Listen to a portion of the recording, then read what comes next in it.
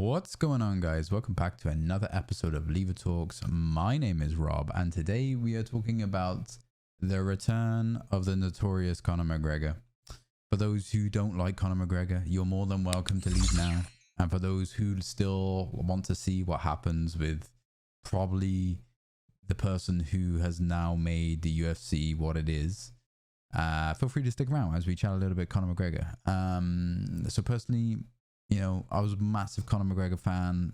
I was on the hype train many years ago, and obviously with a lot of controversy and stuff, and him not fighting, I've changed my focuses to other fighters within the UFC. Now, Conor McGregor is still one of the biggest draws in the UFC, if not the biggest ever.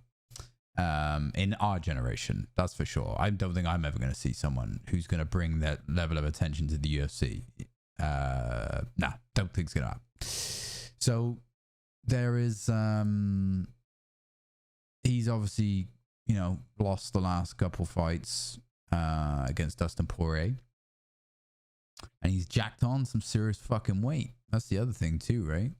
He's jacked on some serious weight, and he's at what most people are saying he's coming back at 170, right? There was a lot of rumors he's coming back at 170, 155. What's gonna happen? So in my opinion, he's probably coming back at 170. I don't think he's going to cut his frame down to 155 again. I think he's going to be 170. Now, whether that will be a mistake because he's carrying more weight, and he does have a bit of a historical record of getting a little tired into that second and third round, the fatigue, right? Diaz has already shot the fight down, doesn't want that fight. There's the welterweight division, which we discussed a couple videos back. That's a heavy division to be shooting at the top.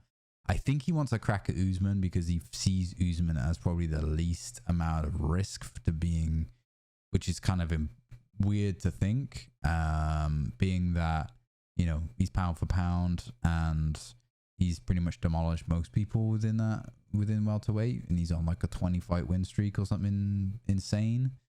So it's very hard to say that he's the least of threat. I mean, Colby Covington again he's just too much for him, right? His wrestling's too much. His cardio, Colby Covington's cardio would be insane against McGregor. I just don't see that happening. Hamzat Chimaev, that's not going to happen. It would be one of the biggest fights ever, I think. But it's not realistic. It would just be too risky for his comeback fight, 100%. So those three fights, Usman would just be a massive fight because it'd be a title shot, and McGregor may be like, okay, look guys, this is going to be my last fight. I'm coming back. If I win the title, I'm going to fucking reign the welterweight division, and I'm probably never going to fight ever again. And then he's got 3 or 4 people under him chomping at the bit right away, wanting to get that title fight, and he plays it off. He ain't going to fight Colby. It's going to be too much of a risk for him, and he ain't going to fight Hamzat. He ain't going to fight Gilbert Burns after the fucking display Gilbert Burns put on. Let's fucking be honest, right? Bilal Muhammad's probably even just generally too fucking strong for him, though. If I was going to put money on it, I would probably want to see Conor against Bilal. But Bilal's been fighting good too.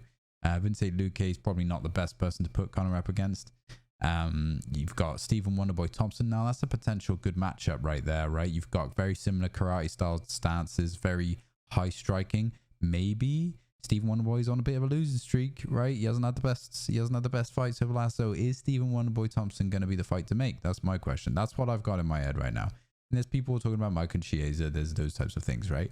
But I think Stephen Wonderboy Thompson, from a stylistic tune-up fight, would probably be the best fight. It would be good kind of like, okay, let's benchmark him in here, right? Let's benchmark if he can be in that.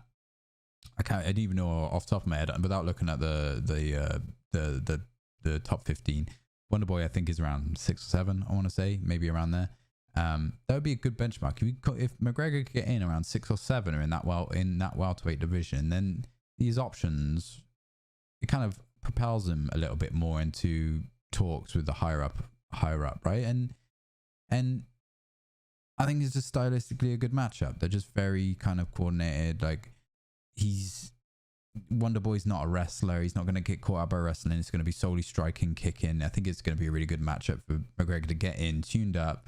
I can see him potentially winning that if he doesn't gas. Wonderboy's got pretty good cardio too. But he's getting on. He's older, right? He's probably a couple of fights away from retirement, as much as he doesn't want to admit it. And I think that's probably the best fight for him coming back.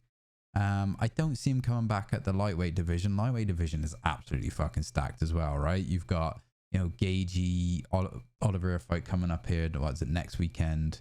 You've got Michael Chandler, Tony Ferguson fight also happening next weekend as well. Those are the 4 people in the division. If anyone, I was going to say Tony Ferguson would probably be a good comeback, but Michael Chandler's just stole that fight.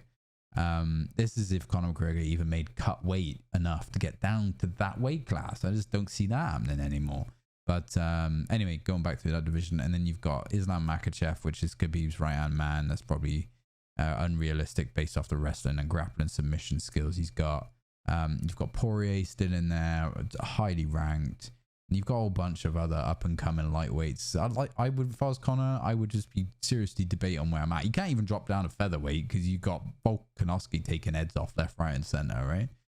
It's just not worth it. I can't see where Conor comes back in and fights within that area. You know what I mean? I just can't see it.